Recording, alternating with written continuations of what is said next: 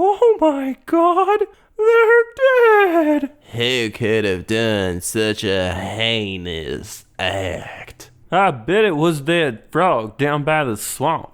I don't like that frog. He's got them shifty eyes. It was that convict Ironjaw, that rapscallion. I bet it was that strange shadowy figure that likes to swing in the park on Thursday nights. I swear to you, it was my stuffed panda. He's possessed. It could have been Ricky's arm. We haven't seen it since it got cut off. I definitely know who the killer is. Blank is the Killer. Hello and welcome to Blank is the Killer, the unoriginal horror movie podcast where I, your totally not a witch in disguise host, Josh Baker, cover 6 new-to-me horror movies with a random spooky topic 7 at the end. This episode includes Hungry Witches, Deadly Houses, and Larry. I'm famished, so let's break into this normal house out here in the woods that randomly has a full banquet left out with no guests. We'll fill our faces and talk about horror movies. Before we jump ship into these delectable horror movies, it's your pal Spoiler Beard. Everything in this episode is a recent release, so here's your blanket spoiler warning for the whole episode. I'm not even sure why I do these anymore, since long-time listeners know what's up. But hey, someone new could be tuning in. This is for you, potential new listener. Yarr! And away we go. Number 1, Gretel and Hansel, 2020, directed by Oz Perkins. Gretel and Hansel have to leave home since their dad is dead and their mom is homicidal. They end up at a witch's house. The witch starts training Gretel. The witch says Gretel needs to eat Hansel to finish her training, but Gretel refuses. She burns the witch. Gretel then sends Hansel away since she herself is becoming a witch. The witch and her daughter are the killers. There's this whole other fairy tale about a girl that is taken to an enchantress who saves the girl, but the girl comes back evil and starts killing animals and people. Sometimes dead is better. The girl in the story ends up being the witch's kid who somehow made her mom into a witch. When your kid kills everything you love and is a malevolent little monster, I guess there's nothing else to do than become a child-eating witch yourself. Gretel and Hansel, which I'll shorthand to Grehan, is a gorgeous movie. Everything looks delightful or delightfully creepy. The witch's house is amazing. Not only is the outside magnificent, but the interior and hidden basement are also jaw-dropping. The costume design is a mix of old and modern that miraculously works. Sure, you could say the young version of the witch just looks like a hip goth girl you'd see drinking a PBR at a sidebar, but she somehow fit right in with the rest of the movie. The color palette is warm and heavy on yellow, which perfectly creates a fairy tale vibe. Another modern vibe is the synth score that's both mesmerizing and eerie. It was done by someone simply titled Rob, and will be something I listen to on its own. The witch was played by Alice Krieg, who's probably best known for portraying the Borg Queen. She's a perfect fit for the role. Her performance is just the right mixture of warm and unsettling. At some points, she reminded me of Leppy from the Leprechaun series, but I think that's because watching all those movies made me dumber. I have a classic case of a leprechaun brain. Hansel was played by Samuel Leakey, who's fine in the role, more on the obnoxious little cretin that is Hansel in a bit though. Gretel is played by Sophia Lillis, whose biggest role is young Beverly in the new It movies. She's the weakest of the main cast. Her Gretel is one note. Throughout all these creepy and surreal situations, she barely bats an eye. She comes off as more alien than the witch. She also narrates a lot of the movie, which doesn't seem completely necessary. Being somewhat familiar with the director, Oz Perkins, the narration was probably included to give Grehan mainstream appeal. I haven't seen I Am the Pretty Thing That Lives in the House yet, but have watched The Black Coat's Daughter, which I enjoyed quite a bit. A main criticism I see of Perkins is the pacing of his movies being a bit too slow. Gretel narrating segments of the movie make it feel more engaging than it would if the narration wasn't included. Grehan has its perfectly creepy moments like the enchantress pulling death out of the girl, entrails, limbs, and other body parts of children being transmuted into delicious-looking food, and all of Gretel's second sight dreams are wonderfully spooky. Oh, would you look at the time? It's doggone Hansel o'clock. He's the worst. Little idiot can't even hit a giant tree with an axe when he's standing right next to it. He complains all the time. He breaks into the witch's house. All he wants to do is eat and sleep. I mean, don't we all? But you don't get to be an obnoxious little moocher, buddy.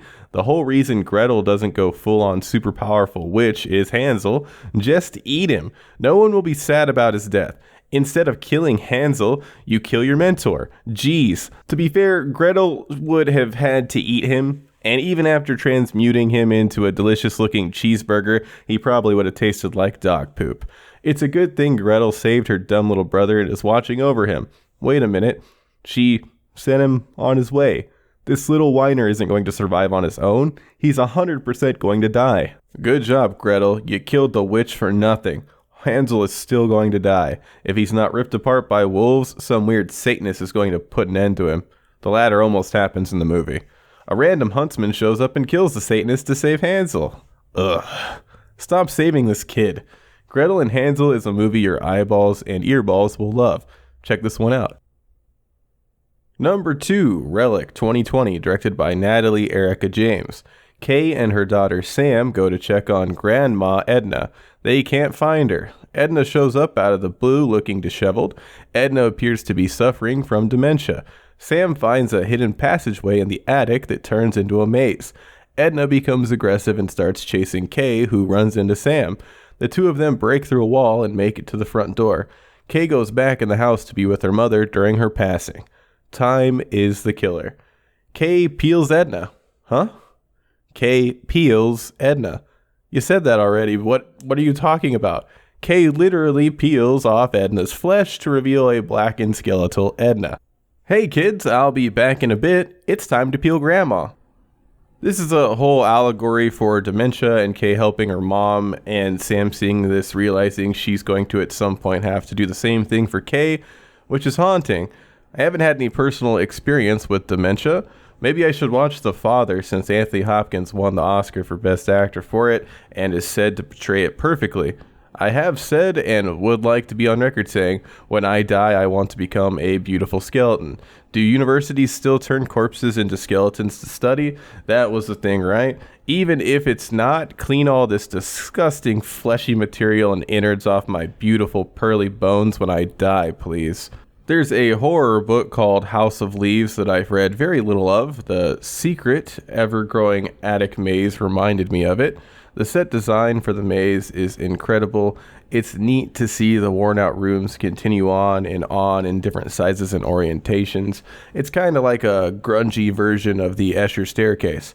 Until this sequence, the movie is mostly set in reality. There are a few strange dreams about an old cabin where something awful happened. The cabin and its mystery seemed to be an integral part of the story and a catalyst for what was going on, since after the cabin was torn down, pieces of it were added to Edna's house. Either the whole thing about the cabin was a red herring, or it was dropped without explanation. The acting in Relic is mostly strong. Emily Mortimer works as Kay. Robin Nevin is fantastic as Edna. Bella Heathcote is fine as Sam. Her calm and collected nature in the as far as she knew inescapable otherworldly attic dimension didn't come off as genuine though.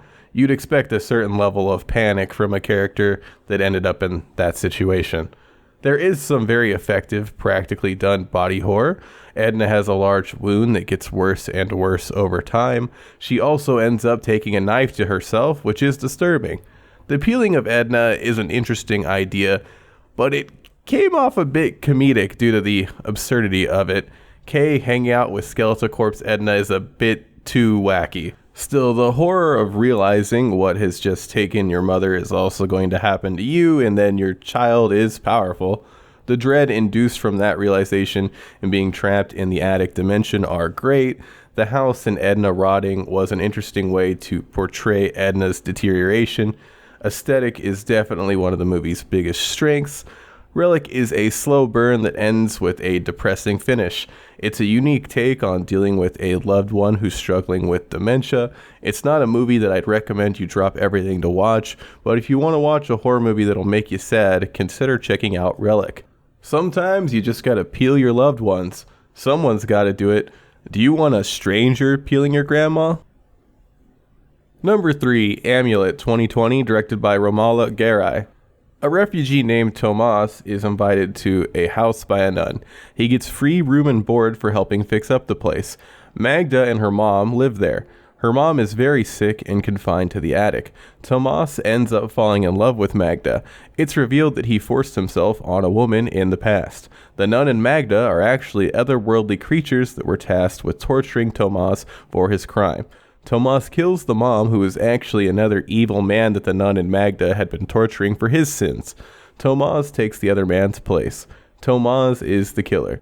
Tomas kills the other guy, but doesn't technically kill him in self-defense. He was told to leave the guy alone. The guy was being tormented for killing his children, but since that isn't shown, he's not on the list. Amulet is a movie with jarring tone shifts. It starts out as this story of a refugee, and at the drop of a hat turns into a movie about vengeful female. I'm not sure what Magda and the nun are. They might be demons, or angels, or a type of deity. Whatever they are punishing men who have committed heinous crimes. It is interesting that Amulet at first frames Tomas as the down-on-his-luck protagonist and reveals later on in the movie that he's not a character you want to root for. There are flashbacks to when he was a soldier. The flashbacks slowly reveal information. At first, he seems to save a woman. You know that something is going to happen to her. I assume that Tomas's fellow soldiers would find and kill her, causing him to have to go on the run for harboring an enemy, but that's not what happened. Tomas is just a terrible, creepy monster. The whole switcheroo plot is an interesting idea. Make the audience root for someone, then turn against them once things are revealed. But Amulet's pacing makes the twists a jarring mess. Amulet is a slow burn, what's going on love story until out of nowhere it flips a switch and decides there's a demon in the attic, Magda is some kind of powerful demon angel thing, and Tomas is going to be transformed into a demon to be tortured kind of story. This is a jarring tonal shift from the first hour of the movie that is a man down on his luck finds a home and falls in love. Sure, there was a creepy hairless bat found in a toilet during that hour, but that was the creepiest thing that happened during what might as well be a romance movie. The effects for the fleshy bat monsters were incredible. They were disturbing and looked like they could actually be real. Creatures in horror movies rarely look like they could be stumbled upon in real life, but I could totally believe this freakish bat creature would confront me in a dark alley in Transylvania. The acting in Amulet is good. Alex Sakaranu works as Tomas, as does Carla Jury as Magda. Imelda Staunton, who's probably best known for her portrayal as Professor Umbridge, didn't really fit with the rest of the cast. I guess the sinister nun character is a bit strange to pull off. It would have been better if the character was played a bit more straight, even at the end when all is revealed. She's a bit too hammy when her true intentions come to light. Her vibe during the reveal should have been more sinister, all your hope is gone, unless sucks to suck, nerd. It felt goofy. Magda, in her whatever she actually is deity form, looked pretty neat. The design is reminiscent of Death in Hellboy 2. Well, at least the faces. I'm a big fan of creature designs that don't have regular eyes and have a large head adornment that's part of them instead. All of the creature design stuff in Amulet looks amazing. It's full of interesting ideas. The pacing and tonal whiplash hold it back. The movie should have ended when Tomas was confronted by Magda in her true otherworldly form, where he realized everything was over for him. The tonal shift from the love story fake out to here's your punishment was sudden, but would have worked if the tone wasn't again shifted at the very end. After the big reveal, there's a sequence where Magda goes to see the woman from the flashbacks that feels like a completely different movie. It doesn't fit in with the rest of what's shown at all. Amulet has some interesting concepts and stellar designs, but is a jumbled mess. I can't recommend it even though there is some cool stuff in there. One last thing on tone, even the credits had a different tone to everything else in the movie. Oh, and I didn't realize an amulet doesn't have to be a necklace until I watched this, so at least I learned something. Number 4, Come Play, 2020, directed by Jacob Chase. Britta has a nonverbal kid named Oliver. Oliver finds a story about a monster named Larry on his phone. Larry is looking for a friend and will come take someone to be his friend once his entire story is read. People keep reading further and further into the story. Larry is becoming more and more tangible. Larry tries to kill Oliver's dad. Larry puts out his hand to take Oliver back with him to his dimension. Britta takes Larry's hand. Oliver has made some friends and is doing a lot better. Britta shows that she's able to spend some time in her original dimension and dances with Oliver. No one is the killer. Larry didn't kill Britta. Sure, he snatched her away from her regular dimension, but she's not dead. She's even able to visit Oliver. Let's start off with a plot complaint. Oliver has a phone.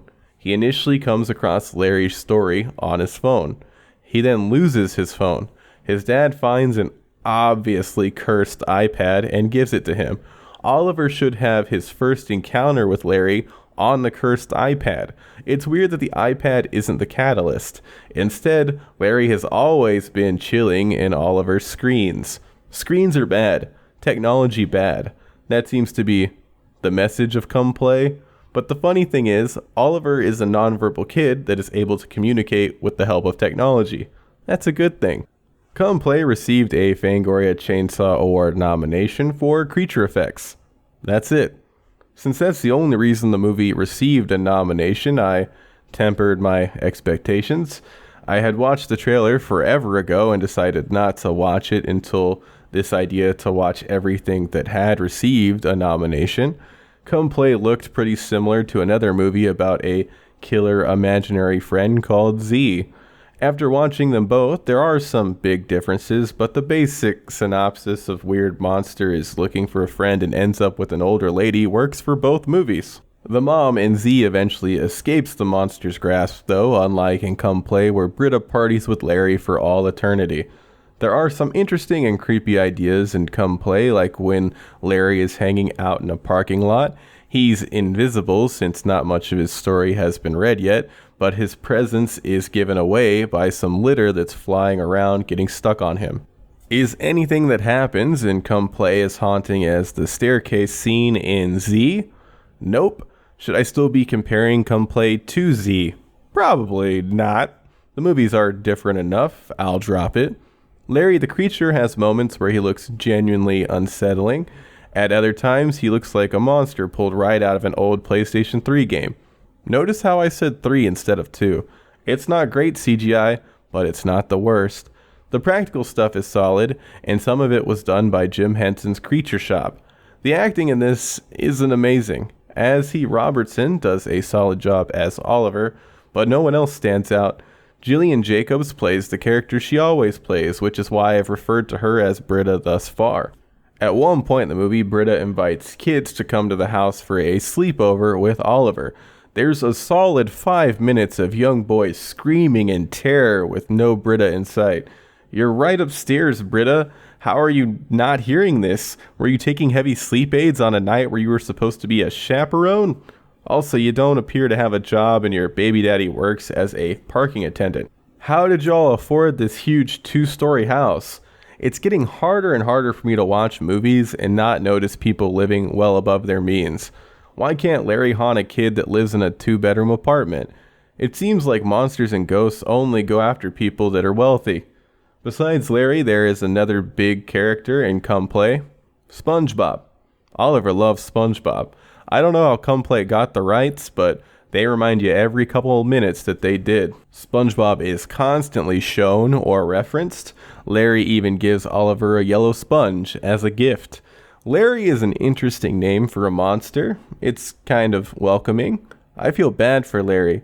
He wanted to hang out with his best bud Oliver forever, which Oliver seemed into, but at the last minute, Britta grabbed Larry's hand, so he's stuck with her now. Would you rather be alone forever or stuck with Britta? I apologize to any non-community fans that are listening to this section, seeing as I'm leaning heavily on the whole Jillian Jacobs played the character Britta in Community bit. To try and rid themselves of Larry, Britta and co throw all of the screens they own out of the house. Thing is, everything has screens these days. Cars, fridges. I've even seen cards with screens in them. You're gonna have to turn Amish, Britta. Come Play isn't anything special. The plot is all over the place. There are multiple points where I was asking myself, what are we even doing? Don't bother with Come Play. I will give it kudos for having a nonverbal kid as a main character. At least that was something fresh. Consider watching the short it was based on instead. Surprise! Yep, this is another decent short turned mediocre feature. I wish this would stop happening. A spooky 5-minute idea doesn't need to be stretched into a feature-length movie. The short's just called Larry. Go watch the short. Number 5, Bakudao, 2019, directed by Juliano Dornelles and Kleber Mendonça Filho. There's a huge funeral in a small village in Brazil called Bacurau. The mayor shows up to the village. No one likes him. He leaves. Villagers find a farmer and his family have been killed. 2 outsiders that appear to be bikers come to the village. The bikers run into villagers investigating the murders and kill them. The bikers are actually Brazilians working with a bunch of white foreigners that are planning on killing the villagers. They are the ones that killed the farm family. The foreigners kill the 2 Brazilians. The foreigners then go into town. All except one of the foreigners are killed by the villagers. The villagers imprison the foreigner that was left alive. It turns out the mayor was behind the whole thing. The mayor is stripped and tied to a donkey. The mayor, 2 Brazilians, and the white foreigners are the killers. Obama put Bakudao on his favorite movies of the year list. Bakudao is a trip. Before jumping into the movie, I read 2 synopses. Synopses? The internet is telling me that's the plural form of synopsis. They combined said something along the lines of, a documentary filmmaker arrives at a small village where the local matriarch has just died. A flying saucer appears and things get weird. I'm not sure why this combined synopsis from memory says there is a documentary filmmaker. There isn't. Or puts emphasis on a flying saucer as if it's greatly important to the events in the movie. It isn't. But weird things do happen. Bakudao starts off as a very real-feeling slice-of-life film. There is some weirdness like a crashed truck that is transporting coffins, but for the most part, the first third of the movie is a genuine look into a tight-knit community in a small village in Brazil. The villagers don't appear to be acting at all. They are completely natural. Their performances are amazing. Eventually, the village badass is introduced, and he's a bit too over the top to be real, but at the point he makes his appearance, the cartoonishly evil white foreigners have already been introduced. I have to call out the Fangoria Chainsaw words here. Udo Kier was nominated for his performance as the completely kooky old white foreigner guy whose performance is full-on camp. None of the Brazilians were nominated. The main character in Bakudao truly is the village, though, and the movie doesn't really focus on any specific villager outside of the badass who understandably wasn't nominated. A lot of the extras in the movie were actual inhabitants of the real village it was filmed at. I don't know if there are really small villages that have DJs that provide announcements and tunes for everyone, but the DJ character was a ton of fun. If I put on my smart person hat and try to look into the meaning of Bakudao, it seems to showcase the juxtaposition between guns for fun versus guns for survival. The foreigners are gun nuts that want to shoot people for pleasure. The villagers have guns but only use them to protect themselves. When the foreigners finally attempt to invade the village, it's a bit anticlimactic. The villagers dispatch them with ease since they've had to deal with similar situations in the past to survive. There is very little gratuitous violence during the climax, which is surprising because you'd expect every foreigner to get their comeuppance. Only one of the deaths is gory and intense. A foreigner takes a shotgun blast to the face. It's practical and amazing. All of the other foreigners are quickly taken out with barely any gore shown at all. This definitely seems purposeful. Violence isn't the point of the movie. Bakudao isn't glorifying what had to be done. The villagers even try to save one of the foreigners who was trying to kill them after she was shot. Then again, there is this whole subplot about a villager that's a famous hitman with a kill compilation on YouTube that everyone loves, and the badass character does decapitate all the foreigners and showcase their heads. Bakudao is a thought-provoking movie that's all about how a tight community will take care of each other. It's intriguing and surreal. Seek this one out if you're in the mood for something unusual. Number 6, Blood Quantum, 2019, directed by Jeff Barnaby. The dead are coming back to life. Indigenous people are the only ones that seem to be immune to becoming zombies. A native guy named Lysol decides to purposely allow a bunch of people to get infected after his Johnson is bitten off by a zombie.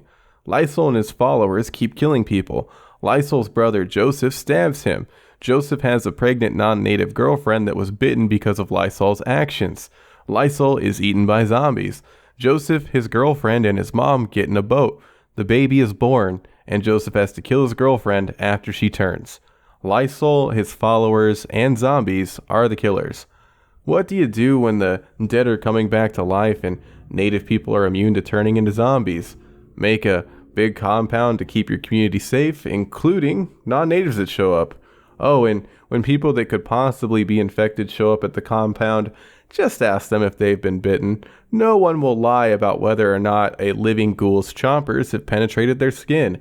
Don't worry about a quarantine period or inspecting new arrivals for bites. It's all good. Zone of Truth has been cast right outside the gate. No one's gonna fib. Obviously, someone withholds the information that they were bitten, which somehow leads to the most volatile person in the compound, Lysol. Yeah, his nickname is Lysol for some reason, to get his ding-dong bitten off. Lysol was looking for any reason to kill all the non-natives, so when Mr. Happy goes missing, Lysol transforms into Mr. Angry. He was always Mr. Angry, to be honest. Lysol is a cartoonishly evil character that's in a completely different movie than everyone else. Kiowa Gordon played Lysol, and his performance wouldn't be bad if everyone else matched his energy, but since he's the only one that's hamming it up, he sticks out in a negative way. The other acting, it's rough. The worst actor by far is Michael Greyeyes, who plays Trailer, one of the main characters and father to half-brothers Lysol and Joseph. Greyeyes' performance reminded me of Neil Breen. If you don't know who that is, he's like Tommy Wiseau if Tommy kept making movies and never became even the slightest bit self-aware. I haven't actually seen any of Breen's masterpieces myself, but have seen reviews from others that have. Almost all of the characters in Blood Quantum are unlikable or bland, except one lone swordsman. Well, he ends up going out in a blaze of glory by himself, but he's mostly part of a group during the movie. Group swordsman? Stonehorse Lone Goman plays the amazing katana-wielding grandpa, Jizigu. Jizigu's love for Japanese culture is never explained, but he was definitely a huge weeb. Jizigo, the no-nonsense Native American samurai, he's a complete badass and the only character you'll want to root for. If not him, who are you supposed to like? Joseph the Bridge Pooper? There's a whole subplot about Joseph being in jail for climbing up a bridge and dropping a stinker on a moving car. His aim was honestly impressive. You only have so much ammo to shoot out of your cheat cannon. Like pretty much every zombie movie ever, Blood Quantum is about how humans are the real monsters. It's boring and played out. There are some neat to look at practical gore effects. The zombie makeup is well done. Pet warning, a dead dog turns into a zombie dog and has to be put down. It's not that disturbing. Blood Quantum doesn't do anything new or interesting. If you like zombie movies like I like slashers, consider checking it out. But if your once hell is full the dead'll walk the earth out, don't bother with this one. I thought that the Native Americans being immune to zombification would lead to some unique new ideas, but it barely affects anything. The representation is cool at least. Number 7, Mortal Kombat 1995 versus Mortal Kombat 2021. I recently watched these two Mortal Kombat movies for the first time ever. I'm a big fighting game fan, but NetherRealm games are booty butt cheeks, so I don't play them and don't really know all that much about Mortal Kombat lore. I know character names and that's about it. While watching the 2021 movie, throughout almost the entire thing, I thought the main character was going to turn into Scorpion. He does not. Instead, he turns into Plot Armor Boy. I didn't recognize that character, and it turns out he's an original made for the movie. If you were making a movie about an established franchise, maybe you shouldn't create your own character to be the protagonist instead of already using ones that exist. Just an idea. Since I didn't know that the character was made up for the movie during my viewing, I didn't really care all that much about that fact. Is OC Boy an absolutely bland and garbage character? Yeah, you better believe it. Was OC Boy so heinous that I hated the movie as a whole? The internet would lead you to believe yes. The internet hated this movie.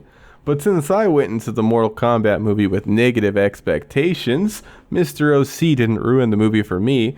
2021 is stupid and entertaining. It has some fun, gory fatalities. Kano steals all the scenes he's in. The some humans are chosen and can access secret magic abilities was a good inclusion to explain why some mortals are able to do crazy stuff. Was I bummed that there wasn't a tournament? Yeah, but it's okay. If a sequel is made, it'll probably be a big fat tournament, baby. The internet kept saying that the 1995 movie was way better, so I checked it out. Y'all need to take off those nostalgia glasses. 1995 is garbage. It's barely bad good.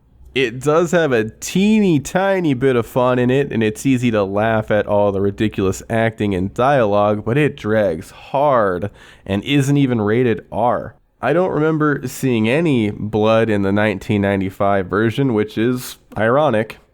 I do appreciate the insane practical sets in 1995, though.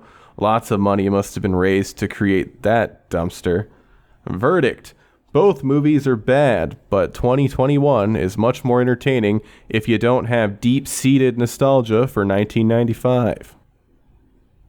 That's a wrap on Blank is the Killer 96, Hungry Witches, Deadly Houses, and Larry. If you dig what you heard, consider leaving a rating or review on iTunes.